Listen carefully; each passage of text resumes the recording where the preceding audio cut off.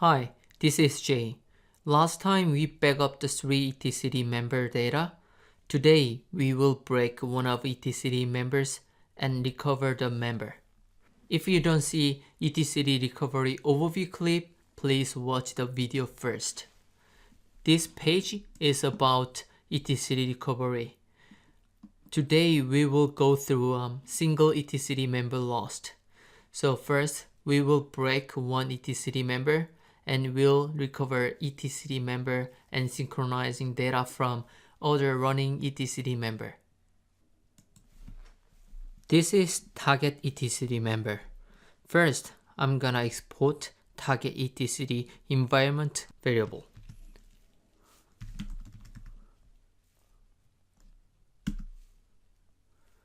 Then I will stop ETCD.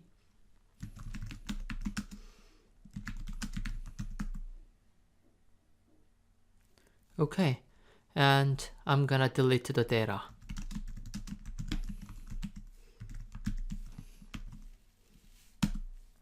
Okay, I break the ETCD member. Then I will try to start up.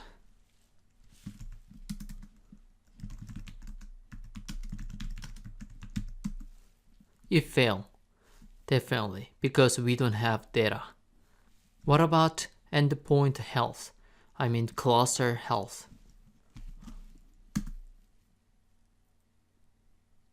As you see, we have 2 working ETCD member and this PVM ETCD is down.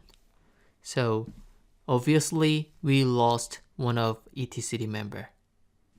Now we will recover the ETCD member that is just broken. For that, we need to find the failed ETCD ID. Using member list, we can get the ID. The ID for PVM is 4E7. You can copy the ID and using etcd ctl command line, you can remove that etcd member.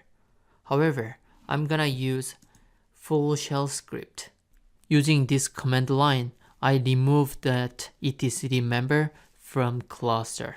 Let's check etcd member list again. As you see, there is no more PVM. It is removed from cluster. I will remove the data one more time just for make sure. Then I'm gonna change ownership under etcd data path. Also change SC Linux. And I will update etcd conf file.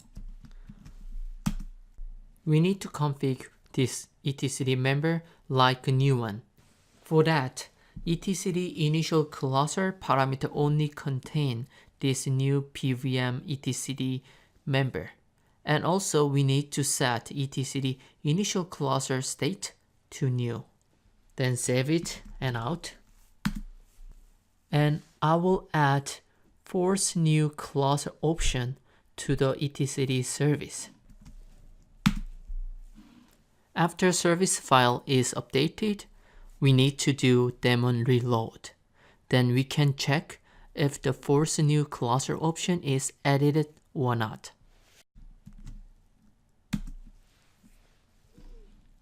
Here, it is edited. Then we will start etcd. Let's check the status of etcd daemon.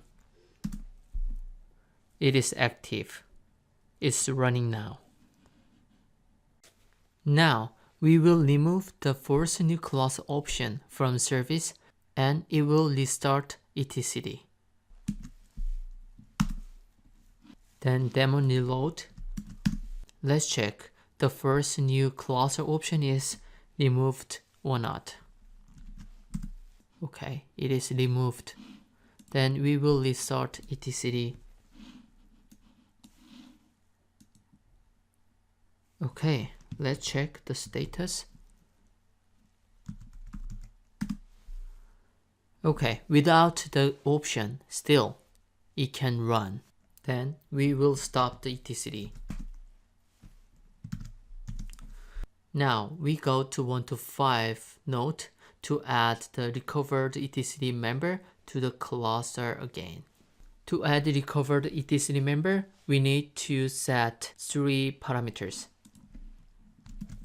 The first is ETCD CA host, where ETCD CA files are stored under etc etcd CA folder. Normally, the CA files are in the first master node. And the second, new ETCD, that is for recovered ETCD member, a new ETCD IP as well. So you need to set PVM hostname and PVM IP.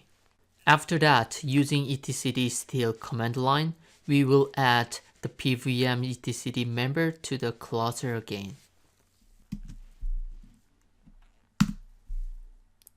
So it is edited with different ID, however, it doesn't matter. Now you need to copy that output.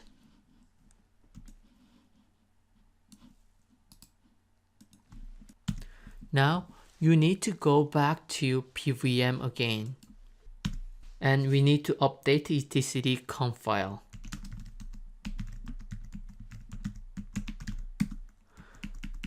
Before we change that initial cluster and initial cluster state, now we remove that parameters. And I will paste the output when I added the etcd member to the cluster on the 1 to 5 VM. And save it and exit. Now we need to remove the member data, and then we need to change ownership of that etcd data path. Okay, now we are ready to start etcd, and this time this etcd member will join to the cluster and synchronize data. Okay, looks like it's running, but we need to check. Status. Okay, it's running, it's active, but we need to check the cluster health and also data. First, check the health. As you see, PVM is back and it is also healthy. What about data? You can see it is 10 megabyte, and also the reft index is same, which means this data is synchronized from another etcd. It's done. You broke a single etcd member and also recovered it as well. The etcd cluster is healthy and data is synchronized. Everything is working fine. Mission complete. Thank you.